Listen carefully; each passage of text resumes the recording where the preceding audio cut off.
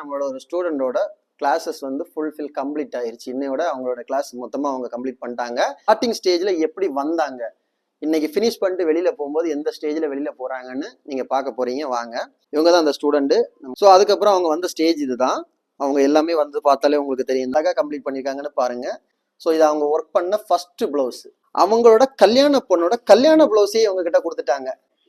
நீங்க இங்க வரும்போது நாங்க உங்கள்கிட்ட வந்து எவ்வளவு ஸ்டிச்சஸ் நீங்க கம்ப்ளீட் பண்ணுவீங்க, எத்தனை நாள்ல கம்ப்ளீட் பண்ணுவீங்கன்னு உங்களுக்கு நாங்க சொல்லியிருந்தோம். 100 நாள்ல 300 ஸ்டிச் வந்து கம்ப்ளீட்.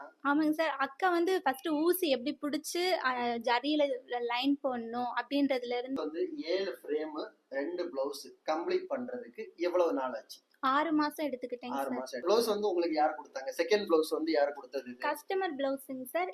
ஒண்ணுமே தெரியாம வந்துட்டு இவ்ளோ அழகா நான் போட்டிருக்கேங்க சார். எனக்கு ரேட் ஃபிக்ஸ் பண்றதுக்கு உங்களுக்கு தெரியுமா? தெரியுங்க சார். கரெக்ட்டா இந்த பிளவுஸ் இவ்வளவு ரேட் பண்ணி கரெக்ட்டா ஃபிக்ஸ் பண்ணுங்க. ரேட் ஃபிக்ஸிங் எல்லாம் உங்களுக்கு சொல்லி தந்திருக்கா? சொல்லி கொடுத்துருக்கேன். சோ இந்த கரெக்ட்டா ஏதோ சின்ன பொண்ணு நினைச்சிடுவாங்க.